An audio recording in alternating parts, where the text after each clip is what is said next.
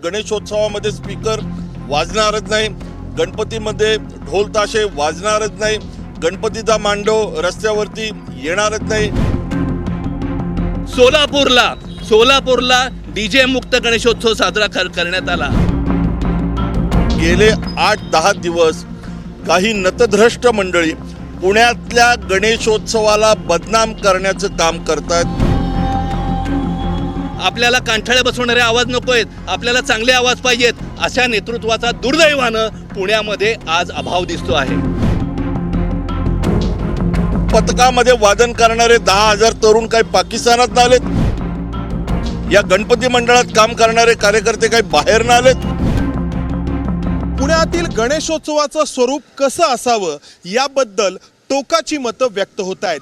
खरं तर हा उत्सव इतकी वर्ष सुरू आहे तो यामुळं की या उत्सवानी काळाच्या अनुरूप होणारे बदल स्वीकारलेले आहेत। मात्र आत्ता या उत्सवामध्ये जे काही सुरू आहे ते बदलण्याची गरज आहे याबद्दल मला तर वाटतं की सगळ्यांचं एकमत होण्यास हरकत नाही। मात्र हे बदल कसे असावेत याबद्दल आपण चर्चा करणार आहोत।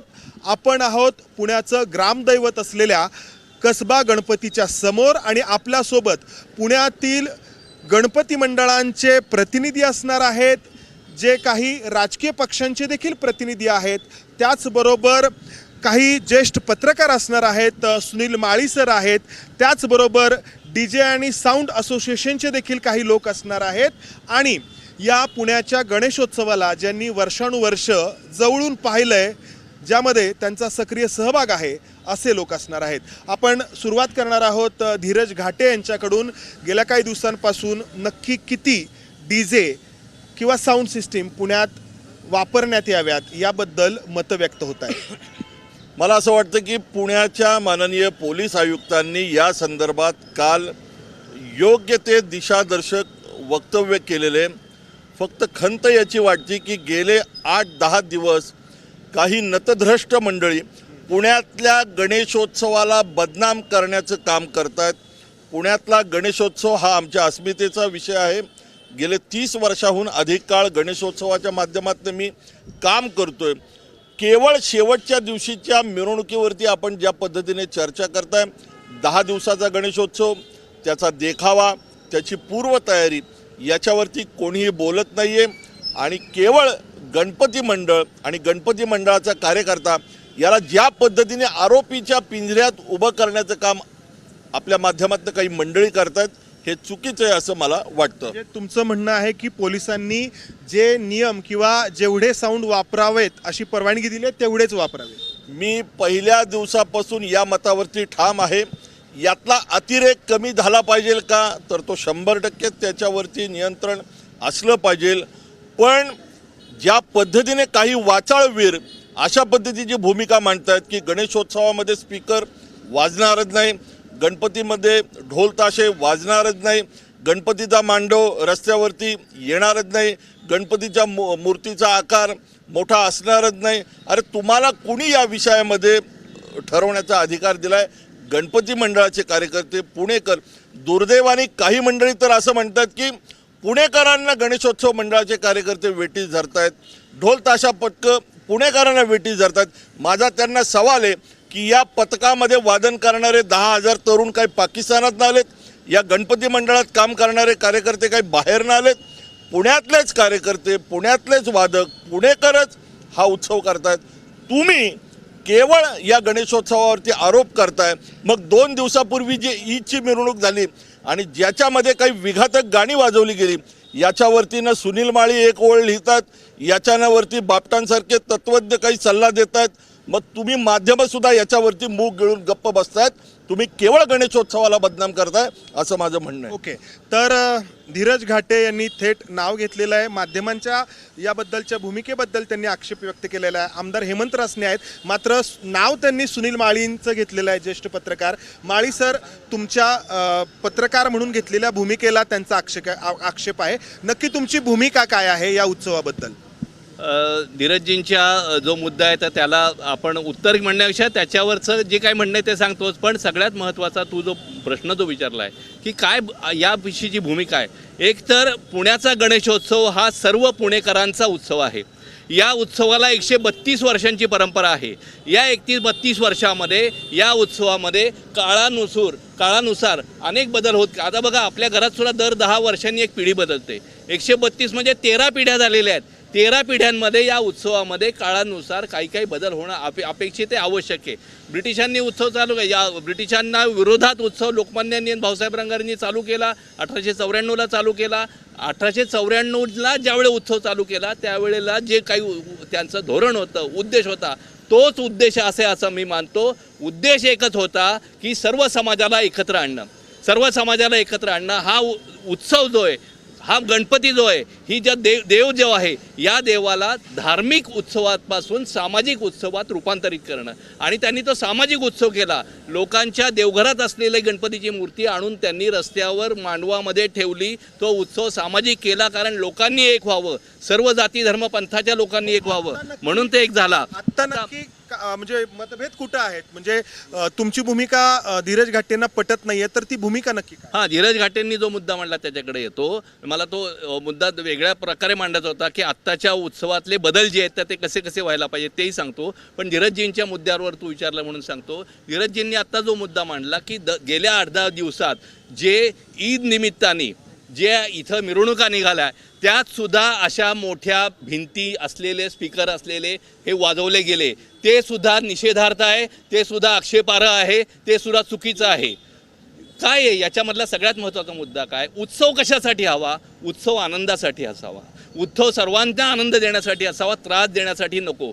एका अर्ध्या मिनिटात सांगतो की या उत्सवामध्ये मोठ्या प्रमाणावर लाऊडस्पीकर ज्या भिंती ज्या उभ्या केल्या जातात त्यांनी 105-110 डेसिबलपर्यंतचा आवाज जातो. आणि या आवाजाने कार्यकर्त्यांपासून सामान्य पुणेकरापर्यंतच्या कानाच्या शक्तीवर परिणाम होतो. कायमचं बहिरत्व त्यांना येतं आणि हे अनेक वेळा सिद्ध झालेलं आहे.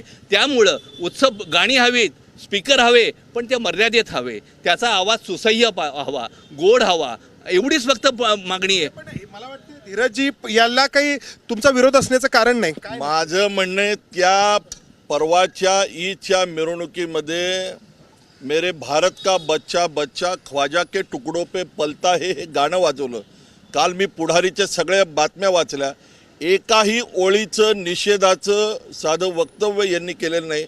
ज्या पद्धतीने गणेशोत्सवाला तुम्ही धुताय 8 दिवस, माझा आरोप आहे की ह्याच्यामध्ये काही विशिष्ट विचारसरणीची मंडळी घुसली आहेत आणि ती पुण्यातल्या गणेशोत्सवाला बदनाम करतायत. तुम्ही बदनाम माझं म्हणणं उलट आहे.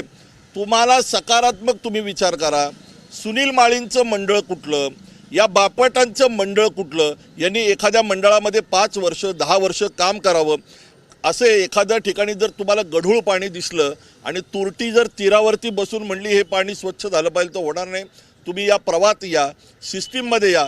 तुम्ही केवळ तुमच्या लेखणीच्या आधारावरती टिळक या गणेशोत्सवाचे प्रणेते, टिळकांनी जसं लेखणीच्या माध्यमातून प्रयत्न केला ना, टिळकांना तेल्या तांबोळ्यांचं नेता म्हणलं जायचं. टिळक हे सामान्य माणसांमध्ये त्यांचा वावर होता. तुम्ही समाजामध्ये किती वावरताय? तुम्ही आमच्याशी चर्चा करा. तुमची भूमिका थेट पद्धतीने धीरजजींचे दोन्ही मुद्दे आक्षेपार्ह आहेत आणि चुकीचे आहेत असं माझं नम्र मत आहे. पहिला त्यांनी व्यक्तिशः सांगतो. सुनील माळींचा किती मंडळांशी संबंध आहे? मी गेली 40 वर्ष पुण्यातल्या मंडळांची संपर्कात आहे. पुण्यातल्या इथल्या सगळ्या मंडळांमध्ये असलेल्या या इथल्या कार्यकर्त्यांना विचारून पहा. चर्चा वैयक्तिक, त्यामुळे त्यांनी वैयक्तिक काढला म्हणून एकच वाक्य वैयक्तिक म्हणतो की या मंडळांची माझा वैयक्तिक संपर्क आहे. अनेक रात्री मी त्यांच्याबरोबर जातो आणि अनेक मंडळांशी माझा संपर्क आहे आणि त्या कार्यकर्त्या हे मी एक मंडळाचा कार्यकर्ता म्हणून या उत्सवात गेली 40 वर्षे, हा वैयक्तिक. दुसरा त्यांनी जो मुद्दा मांडला की या उत्सवाला धुतलं जात आहे. अजिबात धुतलं जात नाही. या उत्सवामध्ये अनेक, इथं पियुष शहा आहेत, इथं आनंद सराफ आहेत, उदय जगताप येतील, आता ही जी मंडळी आहेत यांनी जय गणेश नावाचं अतिशय सुंदर व्यासपीठ केलं आहे. 300-350 मंडळं त्याचे सदस्य आहेत आणि अतिशय उत्तम, अतिशय चांगल्या पद्धतीचा उत्सव ते साजरा करतात. समाजोपयोगी उपक्रम करतात, देखावे सादर करतात, आदर्श मिरवणूक काढतात, लोकांसाठी झगडतात. कोरोना काळात याच मंडळांनी पुणेकरांना जगवलंय. कोरोना काळात याच मंडळांनी त्यांना अन्न दिलेलं आहे, त्यांना रेमडेसिवीर दिलेलं आहे. मंडळांचं काम तर हे दोघंही आहेत. दूध होतात हे चुकीचं आहे. आम्ही फक्त यातले जे बदल पाहिजेत आणि बदल आपण केले ना होऊ शकतात. शेवटचाच मुद्दा माझा याविषयी नंतर परत तुम्ही बोलायला दिलं तर बोलतो. सोलापूरला डीजे मुक्त गणेशोत्सव साजरा करण्यात आला, चालू झाला. का? बदल हा एका रात्री डीजे मुक्त असावा, तुमचं काय मत आहे? डीजे मुक्त असावा. एकच वाक्य माझं, एकच वाक्य. मी या मतावरती पहिल्या मुक्त दिवसापासून नसावं ठाम आहे की याच्यामध्ये स्पीकर लागणार. तुम्ही मर्यादा एकच वाक्य मला याच्यामध्ये बोलायचं आहे. अतिरेक नसावा. अतिरेक वाक्य बोलायचं या विषयावर. सोलापूरला डीजे मुक्त गणेशोत्सव सुरू झाला. याचं कारण तिथं सुशीलकुमार शिंदे आणि सर्व पक्षीय म्हणजे भाजपसह सर्व पक्षाचे नेते तिथं एकत्र आले, लोकांकडे गेले. हळूहळू हे बघा, बदल हा एका रात्रीत होत नाही. ऐका माझं वाक्य पूर्ण होऊ द्या. वाक्य माझं असं आहे की हा बदल त्यांनी लोकांकडे जाऊन केला.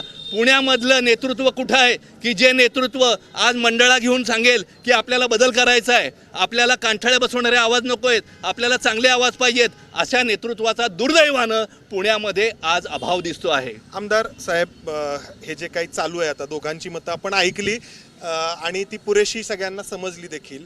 तर याबद्दल एक मध्यम मार्ग असावा अशी बहुतेकांची एक धारणा आहे. हा गणेशोत्सव 1893 साली लोकमान्य टिळकांनी स्वराज्याकरता एक व्यासपीठ असावं, समाज संघटित व्हावा ह्या हेतूने चालू केला. हा चालू केल्यानंतर टप्प्याटप्प्याने आज हा गणेशोत्सव, पुण्यातनं चालू झालेला गणेशोत्सव संपूर्ण राज्यात, देशात, विदेशात 140 देशात पोहोचला. कारण ह्या गणेशोत्सवाने लाखो कार्यकर्ते तयार केले. या लाखो कार्यकर्त्यांच्या माध्यमातून आत्ता सुनील माळींनीच करोनाचं उदाहरण दिलं, पण किल्लारीचा भूकंप असू, ज्या आत्तापर्यंतच्या आपल्या इथं आपत्ती आल्या त्या सगळ्या आपत्तीमध्ये ह्या गणेशोत्सव मंडळाच्या कार्यकर्त्यांनी अतिशय चांगल्या पद्धतीने कॅम्प केलं. परंतु आपल्या सगळ्यांना आठवणीकरता सांगतो, या आत्तापर्यंतच्या 135 वर्षाच्या गणेशोत्सवाच्या ह्याच्यात बऱ्याच वेळा याच्यातले बदल झाले, स्थित्यांतरं झाली. लोकांना सगळ्यांना समावेश करून हा गणेशोत्सव झाला पाहिजे ह्या भावनेतनं आपल्या माहितीमध्ये, म्हणजे आम्हाला तात्या गोडसेंनी काही सांगितलेल्या गोष्टी आठवतात की मी 35-40 वर्ष काम करतो त्याच्या आधीचे काही विषय आहेत की बाबा या गणपती बाप्पांच्या मूर्त्यासुद्धा विडंबन केलेल्या असायच्या. काही वेळेस त्या बुलेटवरच्या मूर्ती असायच्या. आता आमदार साहेब कसं असावं? डीजे तुम्ही बोलून देणार नसेल तर मी बोलत नाही. माझा 1 मिनिटाचाच विषय होणार आहे. त्यावेळेस काही गणपती मूर्ती ह्या विडंबन केलेल्या असायच्या, बुलेटवरच्या असायच्या, सिगरेट तोंडात घेतलेल्या असायच्या, गॉगल घातलेल्या असायच्या. आपल्या सर्व समाजातील कार्यकर्त्यांना, नागरिकांना, काही चांगल्या लोकांनी सांगितलं, त्यानुसार ह्या गोष्टी आपल्या श्रद्धेचं विडंबन होतं आहे, तशा पद्धतीच्या मूर्त्या बंद झाल्या. गुलाल ह्या मिरवणुकीमध्ये मोठ्या प्रमाणात वापरला जायचा. त्या गुलालामुळे सर्वसामान्य नागरिकांना त्रास होतो, कार्यकर्त्यांना त्रास होतो. हे ज्यावेळेस कार्यकर्त्यांच्या लक्षात आलं तेव्हा टप्प्याटप्प्याने गुलाल बंद झाला. आज आपल्याला सगळ्यांनी केंद्रबिंदू हा स्पीकर केला आहे. मी सांगतो 135 वर्षाचा गणेशोत्सव म्हणजे फक्त स्पीकर नव्हे, या स्पीकरमधल्या ज्या काय अडचणी आहेत, त्रुटी आहेत, ह्याच्यातले साऊंडवाले आहेत, कार्यकर्ते आहेत, बाकीच्या सर्वजणांना, सर्व घटकांना विश्वासात घ्या. यातनं होणारा त्रास कसा कमी करता येईल, बाकीचा बॅलन्स करता कसा येईल. एका दिवसात सगळं डीजे मुक्त हे असं होणार नाही. हा गणेशोत्सव निर्बंधमुक्त असावा. स्वातंत्र्य आहे तर स्वैराचार नको, निर्बंध मुक्त आहे म्हणजे बेधुंद नको, ही माझ्यासारख्या कार्यकर्त्याची भावना आहे. एक मिनिट, मला बाकीच्यांनाही बोलायची संधी द्यायची आहे. तुमचा अनुभव सांगा, तुम्ही किती वर्ष हा उत्सव साजरा करता? आता मी जे काय पाहिलं त्यातून सर्वजण मित्रच आहोत. मी एका वेगळ्या विषयाकडे येतो की स्पीकर लागण्याची प्रथा केव्हापासून चालू झाली याचा कोणी अभ्यास केलेला नाही. गेले अनेक वर्ष पूर्व भागातल्या मंडळाच्या वतीने मग एकच प्रश्न मांडतोय की बेलबाग चौक किंवा तत्सम ह्या गल्ल्यांमधून तिकडे जाण्याचा प्रवेश का रोखला गेला, त्याचं उत्तर आजपर्यंत आम्हाला मिळलेलं नाही. एका माध्यमांच्या मिटिंगमध्ये सुद्धा मी हा प्रश्न विचारला होता. तिकडं लोक यायची कमी झाली, त्यामुळं पर्यायानं मंडळांनी डेकोरेशन करायचं बंद केलं आणि तो जी काही संपूर्ण वर्गणी होती त्यात कार्यकर्ते स्वतःचे पैसे टाकून मोठमोठ्या भिंतीचे स्पीकर लावायला लागले. हा मूळ मुद्दा आहे. म्हणजे तुमचं म्हणणं आहे आणि की त्यातून- या मागण्यांमुळं स्पीकरची संख्या किंवा वापर वाढत गेला असं म्हणणं आहे. त्यातून काय झालं, मंडळाचे कार्यकर्ते पूर्वी हे स्वतः डेकोरेशन करायचे, त्यातून अनेक कलाकार तयार झालेले आपल्या सर्वांच्या डोळ्यासमोर आहेत. ती कलाकारीच बंद झाली. मंडळाकडे आता काम करायला आता पोरं येत नाहीत, कारण काय गरज नाही म्हणतात, नाचायला येतो फक्त. ही आमच्यासारख्या इथे जे जमलेले प्रमुख कार्यकर्त्यांची खंत आहे. आम्हाला धड त्यांना यासाठी काय करायला पाहिजे? ह्यासाठी मर्यादित आवाजामध्ये पूर्वी जे 2-2, 4-4 स्पीकर लावले जायचे मर्यादित आवाजामध्ये, तशी मिरवणूक आम्हाला सगळे काढायची तयारी आहे. प्लाझ्माला आम्ही बंदी, प्लाझ्मा नको म्हणून सर्व मंडळाच्या कार्यकर्त्यांनी सांगितलेलं आहे. परंतु पुणे स्पीकर असोसिएशननी एक मुद्दा मांडते, परंतु बाहेर राज्यातून जे स्पीकर येत आहेत किंवा बाहेरच्या शहरातून जे स्पीकर येतात ते कुठलाही नियम न पाळता पुण्यामध्ये स्पीकर वाजवतात. आपल्यासोबत इथं साऊंड आणि डीजे असोसिएशनचे पण हे आहेत. तर एकतर डीजे बंद, नकोच डीजे अशी एक भूमिका आहे, दुसरी की मर्यादित प्रमाणात असावा. तुमची भूमिका म्हणजे तुम्ही तर व्यवसाय करताय, तर डीजे जर चालला तरच तुमचा व्यवसाय आहे. नाही, आमची भूमिका यात असं स्पष्ट आहे की मागचे 7-8 वर्ष जे अतिरेक झालेलं आहे, ज्याच्यामुळे अतिरेक झाला, ज्याच्यामुळे लोकांना त्रास होतोय, जे पुण्याचे आजूबाजूचे जे व्यावसायिक आहेत ते पुण्यात येऊन ते प्रेशर मीड आणि प्लाझ्मा हे स्पीकर वापरून लोकांना त्रास झालेला आहे. याची आम्ही निवेदन 7-8 वर्ष साहेबांना दिली आहे. यावर्षी आम्ही प्रत्यक्ष त्यांना डेमो दिला की चांगला सिस्टम कसा असतो आणि तो प्रेशर मीड कसा वाचतो. त्यांना आम्ही पॉझिटिव्हली त्या गोष्टी दाखवले, त्यांना त्या गोष्टी पटल्यात आणि जे साहेबांनी जे आदेश दिलेला आम्हाला त्या आदेशानुसार आम्ही आमचा व्यवसाय करायला तयार आहे. कारण आमचा त्याच्यावरती उदरनिर्वाह आहे. आमच्या मागे 8-10 पोरं काम करतात, त्यांचा पण रोजगाराचा विषय आहे. आमचे इन्व्हेस्टमेंट्स आहेत, आमचे हप्ते आहेत, लोन आहेत, याचा कोण विचार करत नाही. आम्हाला उद्रेक करायचा नाही, आम्हाला कुणालाही त्रास द्यायचा नाही. फक्त आम्हाला आमचा व्यवसाय करायचा आहे. जे अश्लील गाणे वाजतात, जे अश्लील लोक डान्स करतात, त्याचाही आम्हाला विरोध आहे. आम्ही तेही कसं थांबू शकतो किंवा आम्ही त्याच्यावरती नक्की प्रयत्न. ठीक आहे, आपण एक मिनिट. हां, बोला. मला एक सांगायचं आहे, प्रशासनाने आणि मीडियाने महत्त्व द्यायचं किती या गोष्टीला हे तुम्ही ठरवा ना साहेब. आज 500 मंडळात येतं, 500 मंडळ सगळं समाजकार्यच करतं येतं, वेळेला धावून सगळीकडे जातं आणि मंडळाचा आनंद कार्यकर्ता एखाद्या दिवशी घ्यायचा असेल तर तुम्हाला त्रास होतो, बाकीच्या गोष्टीला त्रास होत नाही तुम्हाला साहेब.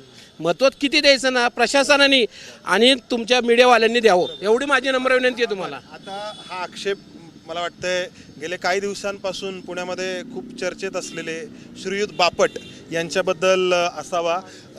तुमची जी मतं आहेत तर ती टोकाची आहेत असं म्हटलं जातं. तर पहिली मतं पुन्हा एकदा सांग. मुळात या उत्सवाच्या संदर्भात धर्मस्वातंत्र्य आणि सार्वजनिक शांतता आणि रहदारीसाठी असलेला अडथळा या 2 मुद्द्यांची गल्लत केली जाते. आम्ही विरोध करतोय तो सार्वजनिक शांततेचा भंग आणि रहदारीस होणारा अडथळा, याला आम्ही विरोध करतोय. त्याचं जाणून बुजून विपर्यास करून आमच्या धर्मस्वातंत्र्यावर घाला असं भावनिक आवाहन केलं जाते, जे साफ चुकीचं आहे. धर्मस्वातंत्र्य आम्हाला स्खलन स्वातंत्र्य म्हणून मान्य आहे, राईट टू बी रॉंग म्हणून मान्य आहे. आम्ही ते एंडॉर्स करत नाही, पण आम्ही ते प्रबोधनाने काउन्सिलिंगनी डील करू.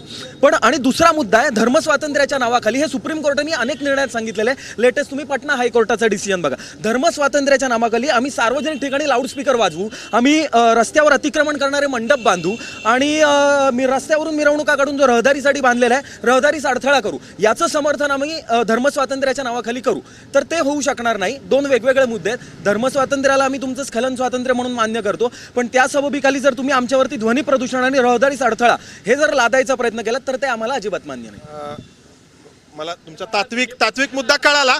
आत्ता स्वरूप कसं असावं, म्हणजे लाऊडस्पीकर असावेत, डीजे असावेत की नसावेत, ढोल ताशा असावेत नसावेत, काय?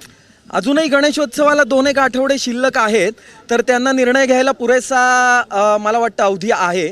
तर त्यांनी प्रशासनिक पातळीवरून निर्णय घ्यावेत संबंधित, आणि लाऊडस्पीकर वाटेल त्या परिस्थितीत मिरवणुकीत असू नयेत. 1 डेसिबल 2 डेसिबल, कारण डॉल्बी डीजे, आता यंदा प्लाझ्मा हा शब्द काढलाय, तर हा शब्दोच्चार यांचा बऱ्याच वर्षापासून चालू आहे.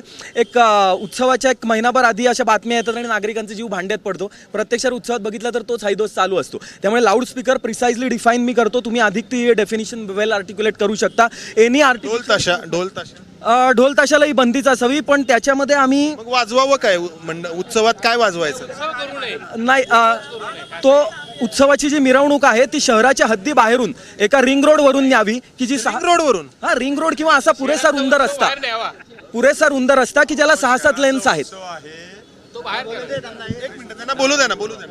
ज्या रस्त्याला 6-7 लेन आहेत, जसं आपण जड वाहनांची वाहतूक तिकडून डायव्हर्ट करतो का, कारण शहरी वाहतुकीमध्ये जर का ती घुसली जड वाहनं तर पॅसेंजर व्हेकलच्या ट्रान्सपोर्टला त्याचा अडथळा होतो. तर त्यामुळे 6-7 लेनच्या रस्त्यावरून ती न्यावी, त्यातली 1 लेन त्यांना द्यावी मिरवणुकीच्या सोपस्कारासाठी. उर्वरित 6-7 लेनवरून वाहनांची वाहतूक शहराच्या बाहेर न्यावा. हा, म्हणजे मिरवणूक त्यांची शहराच्या बाहेर, मिरवणूक शहराच्या बाहेर यावी. बरं ऐका ना, ठीक आहे, ऐका ना. माझं एकच मिनिट, माझं असं स्पष्ट म्हणणं आहे, माझं असं स्पष्ट म्हणणं आहे की तुम्ही बापटांना तातडीने मानसोपचार तज्ञाकडे न्या. एकच मिनिट, हा माणूस नास्तिक आहे, लेफ्टिस्ट आहे, हिंदू विरोधी आहे. हा स्वतःला तत्वज्ञ समजत असेल तर यांच्या विचारसरणीचं पण विसर्जन या गणेशोत्सवात केलं. बरं एक मिनिट, ऐका ना. मला बापट यांनाच त्यांचं म्हणणं याबद्दलचं विचारायचं.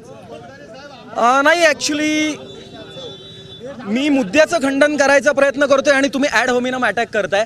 तर त्यापैकी नास्तिक असण्याचा, साम्यवादी असण्याचा आरोप मी मान्य करतो, हिंदू विरोधी असण्याचा मान्य करत नाही. पण मुद्दा आहे की तुम्ही मुद्द्याचं खंडन करावं. तुमचं धर्मस्वातंत्र्य आम्ही मुळात अमान्य केलेलंच नाही. ऐका ना, आपण जर नास्तिकच असं, ठीक आहे, ऐका. बरं ऐका, मला एक मिनिट बापट साहेबांना असा गणेशोत्सव साजरा करायचा आहे तर त्यांनी अमेरिकेत जाऊन हा नक्की होऊ शकतो, तिथं हे नियम पाळले जाऊ शकतात. पण हे काहीतरी बापट साहेब नाही बोलत आहे, यांच्या मागं कोणतरी वेगळी व्यक्ती आहे उभी आहे, ते बोलतायत.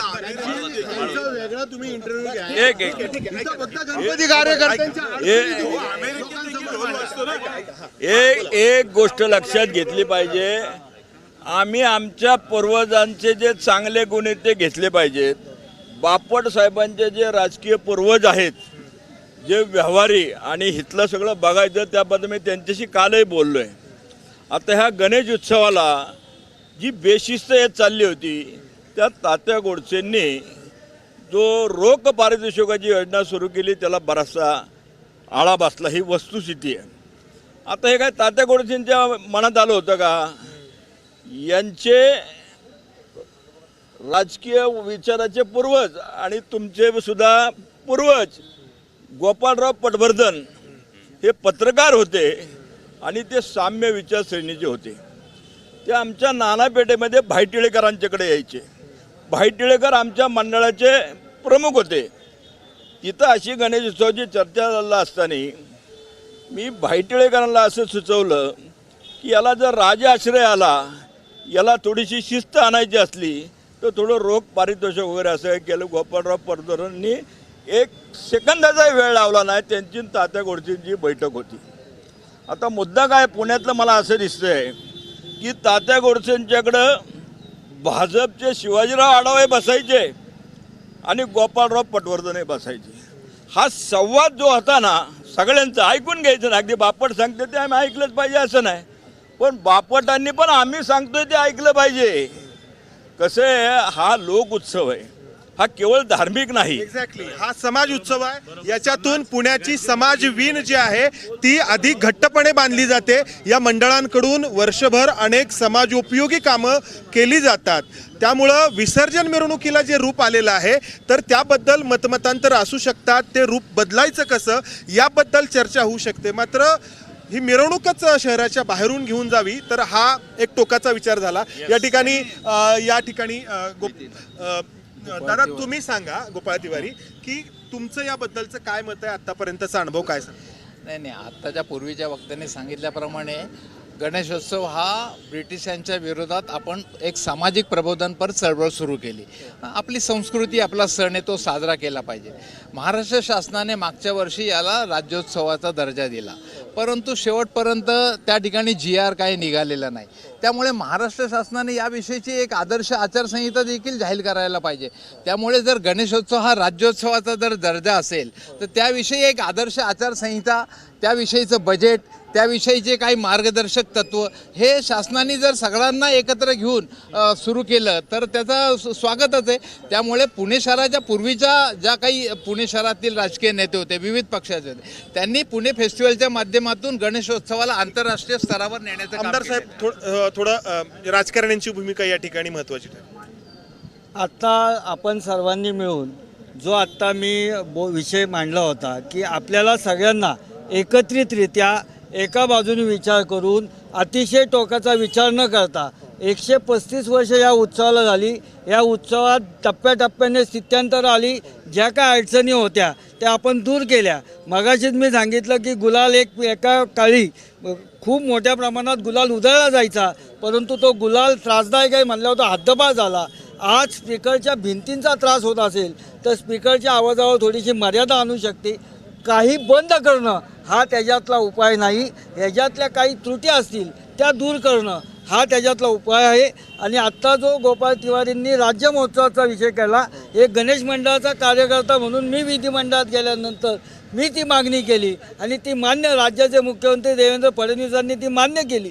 आणि आज मागच्या वर्षीपासून राज्यस्तरीय त्याच्यातल्या स्पर्धा या होतात. मागच्या वर्षीच्या स्पर्धा आल्या, त्याच्या सर्व गणेश मंडळांना बक्षिसं मिळाली. यावर्षीसुद्धा मोठ्या प्रमाणात जे आत्ता रवींद्र मारवतकरांनी सांगितलं की दगडूशेठ हलवाईने पहिल्यांदी स्पर्धा केली, नंतर विघ्नहर्ता न्यासांनी केली, अनेक जण लोकमतनी केली, आणि आता राज्य सरकारच्या माध्यमातून सुद्धा या गणेश मंडळाला एक विधायक रूप यावं, त्याच्यात चांगल्या पद्धतीचा उत्सव व्हावा या म्हणून स्पर्धा आयोजित केलेली आहे.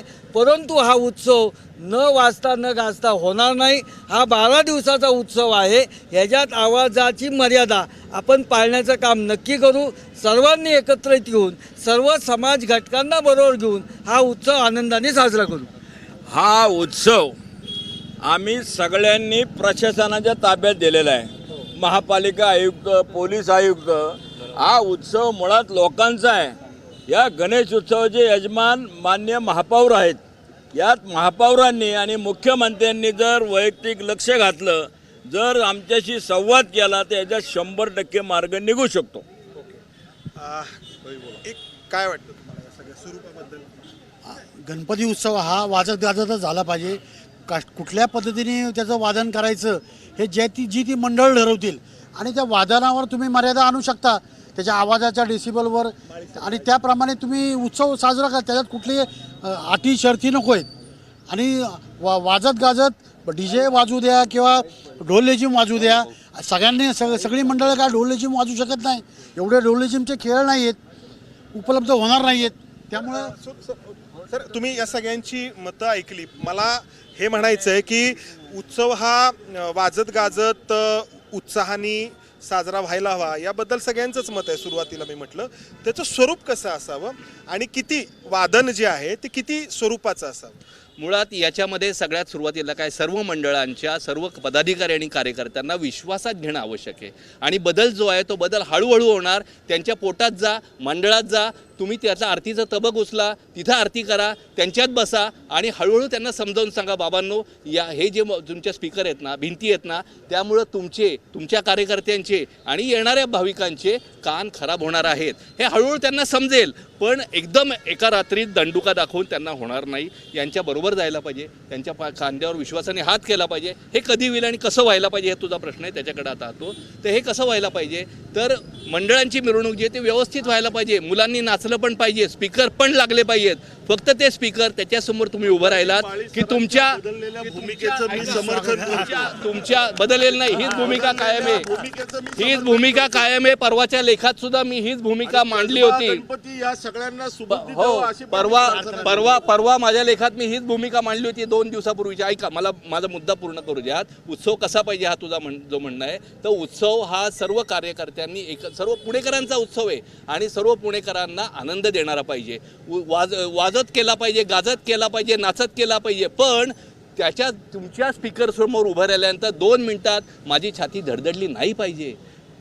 पुढच्या महिन्यात मला हॉस्पिटलमध्ये कान दाखवायला जावं नाही लागलं पाहिजे. मंदार, पुढच्या महिन्यात मला हॉस्पिटलमध्ये जावं नाही लागलं पाहिजे. या कार्यकर्त्यांना जावं नाही लागलं पाहिजे. त्यांच्या लहान लहान मुलांना जावं नाही लागलं पाहिजे. असा चांगला उत्सव पाहिजे, कमी आवाजात पाहिजे आणि रंजन जरूर करा, मनोरंजन जरूर करा, वेगवेगळे देखावे करा, चांगलं करा. त्यासाठीच तो उत्सव आहे. वर्षभर रामरगाड्यात पिसलेल्या लोकांना 4 घटका रंजनाचे, आनंदाचे, उल्हासाचे जावोत, यासाठी हा उत्सव आहे, त्यासाठीच तर तो आहे. पण तो करताना आपण भान ठेवलं पाहिजे. कुठल्याही बाबतीत अतिरेक करता कामा नये, कोणत्याही नियमावर सुद्धा अतिरेकाने बोट ठेवता कामा नये. तसंच स्पीकरच्या बाबतीत सुद्धा आपण विवेकाने विचार करू, अरे बाबा किती स्पीकर पाहिजेत, किती लांब अंतरावर आपल्याला करायचं आहे, त्याच्यासमोर उभं राहिल्यानंतर माझे कानाला त्रास होतोय का, एवढा विचार करा. सर्व मंडळाचे कार्यकर्ते ठीक आहे सर, लक्षात आलं. आहेत आता आणि ते विचार हो, करतील. आता आपण ऐकलं की म्हणजे खरं तर मतभेद यासाठी आहेत की साऊंड सिस्टीम किती असावी, कशी असावी याबद्दलची. पण पुण्यामध्ये खूप मोठी संख्या अशा मंडळांची आहे की ज्यांनी DJ मुक्त उत्सव साजरा करायचं ठरवलं आहे. तर अशी किती मंडळं आहेत आणि तुमची या पाठीमागची भूमिका काय आहे? पुण्यामध्ये साधारणतः 120 मंडळं आहेत जे DJला प्राधान्य देत नाहीत आणि पारंपरिक जे आपले आहे ढोल ताशा बँड पथक आहे त्यांना प्राधान्य देणार आहे. तुमचं म्हणणं आहे की DJ किंवा साऊंड सिस्टीम नसायला पाहिजे, जास्त त्रासदायक नसायलाच पाहिजे. तुमचं? आमचं पण तेच म्हणणं आहे, जास्त त्रासदायक नसायला हवे. कमी आवाजात छान उत्सव साजरा होतो, त्यामुळं कमी आवाजात तेवढं असायला पाहिजे. ढोल ताशा थोडे साऊंड सिस्टीम थोडीफार असायला पाहिजे. तुमचं काय मत आहे मंडळाचे कार्यकर्ते? आमच्या मंडळाचं मत एकच आहे, आम्ही यावेळेसपासून पारंपरिक वाद्यावर जाणार आहे. ज्यांना युक्त मुक्त जे काय करायचं त्यांचे, म्हणजे हा पुण्यातल्या गणेशोत्सवामधला एक महत्त्वाचा बदल आहे. जे काही आत्ता बापटसाहेब म्हणले की शहराच्या बाहेरून न्या, ही जी काही परंपरा आहे ती खंडित करायची का आपल्याला? म्हणजे ह्यांचं म्हणणं आहे एकाला त्रास होतो तर अख्ख्या शहराने त्यांच्यासाठी बदलणं, हे योग्य नाही आहे. डिसिबल तुम्ही म्हणता जसा आवाजाचा त्रास कमीच झाला पाहिजे. आमची सगळ्या कार्यकर्त्यांची हीच भूमिका आहे की प्लाझ्मा नको आहे आम्हाला, पण तुम्ही त्याच्यावरती पण निर्बंध आणत असाल तर ती चुकीचं आहे. नाही, त्यांचं त्रास एकाला होतं हे म्हणणं मुळात मला अमान्य आहे, कारण की त्रास सर्वांनाच होतोय. अनेक नागरिक वेगवेगळ्या माध्यमातून व्यक्त होत आहेत, अनेकांनी कोर्टामध्ये लिटिगेशन्स पण केलेली आहेत. आणि मुद्दा आहे की परंपरा, तर ती परंपरा कधी सुरू झाली? 132 वर्षापूर्वी सुरू झाली. कुठे तुम्ही डिमार्केटिंग लाईन काढता? परंपरा जर का त्रासदायक असल्याचं निर्विवादपणे सिद्ध झालं. सती प्रथा हजारो वर्षापासून सुरू होती, ब्रिटिश काळातच बंद झाली. बालविवाहाची प्रथा नंतर पडली होती, ब्रिटिश काळातच बंद झाली. जरटकुमारी विवाहाची प्रथा होती, त्या विधवा केशवपनाची प्रथा होती. यातल्या अनेक प्रथा ब्रिटिश काळातच बंद झाल्या. तर त्यानुसार आपण प्रथा परंपरा आहे म्हणून कुठची गोष्ट तशीच रेटवता कामा नये. आता जर का पुणे 500च्या पुरानंतर इंडस्ट्रियल हब झालं, त्यानंतर 85 सालच्या IT क्रांतीनंतर IT हब झालं, गेल्या 5-6 वर्षापासून वर्क फ्रॉम होम सुरू झाले. पंतप्रधान आता रेकमेंड करतात तुम्ही वर्क फ्रॉम होम करा. म्हणजे आता पुण्याचं डेमोग्राफिक खूप बदललेलं आहे. तर त्याला अनुसरून त्या उत्सव साजरे करण्याच्या पद्धतीत पण बदल केले पाहिजे आणि त्यामुळे ध्वनी प्रदूषण होणार नाही आणि रहदारी अडथळा होणार नाही, हे एन्श्युअर करूनच उत्सव साजरे केले गेले पाहिजेत. ध्वनी प्रदूषण ज्यामुळे होतंय ते आम्ही सर्व मंडळांनी मिळून नाकारलेलं आहे. प्लाझ्मा आम्ही नाकारलेला आहे. त्यानंतर प्रेशरचे जे हॉर्न आहेत ते सुद्धा आम्ही सर्व मंडळांनी नाकारलेले आहेत. आता आम्ही एखादा स्पीकर ठरवला आणि त्याच्यामध्ये ते आलं तर आता आमच्याकडे बी टेक्निशियन तयार आहेत मंडळामध्ये, ते आम्ही काढून टाकणार आहोत. अजून काय करायचं? समाधानी नाही, या वरवरच्या मलमपट्ट्यांनी काही होऊ का शकणार नाहीये. तुमचं समाधान काय केलं? गणेश उत्सव बंद केला की समाधानी होते. नाही, वरवरच्या मलमपट्ट्यांनी काही निर्णायक हे जमिनी स्तरावरती दिसणार नाही. कारण गेल्या 7-8 वर्षापूर्वींच्या तुम्ही बातम्या बघा, तेव्हा डॉल्बी बंदी अशी मागणी उत्सवाच्या 1-2 महिने अगोदर ऐका आता हे जे तुमचं जे मत आहे तर तुम्ही या ठिकाणी राहतात, तुम्ही कुठल्या गणेश मंडळामध्ये काम केलेलं आहे का? नाही ते करायची माझी इच्छाही नाही. गणेशाला पूजा केली हे माहित नाही. बर ऐका ना, ऐका तर आपण या ठिकाणी या ठिकाणी आपण या ठिकाणी आपण हे स्वरूप आहे ना, आपण मला वाटतंय आपण बापट साहेबांना खूपच महत्व जास्त देतोय. त्यांना आधी गणेशोत्सव काय असतो 1 वर्ष बघू देत. आम्ही त्यांना प्रत्येक मंडळात फिरवतो, 1 वर्ष त्यांना ट्रेनिंग देतो आणि मग त्यांच्या सूचना ऐकतो. 1 वर्षाने आपण यांच्याशी बोलू. आता तुम्ही यांच्याशी बोलणं थांबवा. या बापटांना गल्लीत कुत्रं ओळखत नाही. तुम्ही त्यांना समाजाचं काय प्रबोधन करणार आहे?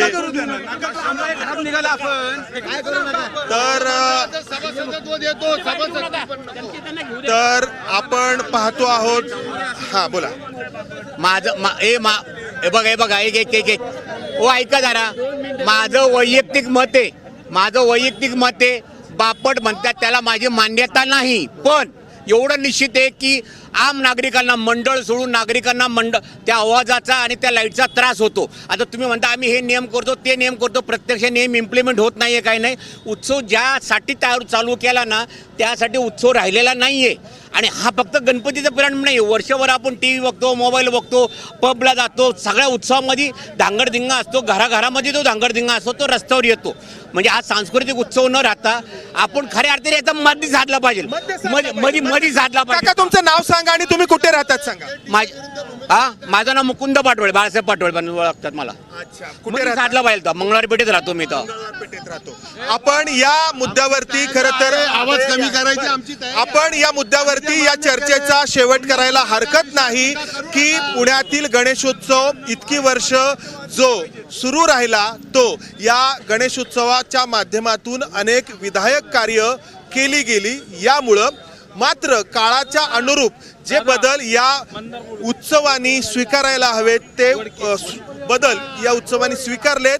आता पुन्हा एकदा खास करून साऊंड सिस्टीमच्या किंवा प्लाझ्माच्या संदर्भात काही बदल स्वीकारण्याची वेळ आलेली आहे आणि स्वरूप कसं असावं ही चर्चा तर कायमच सुरू राहणारी आहे. कॅमेरामन अमोल गवळे, संदार गंजारी, एबीपी माझा, पुणे.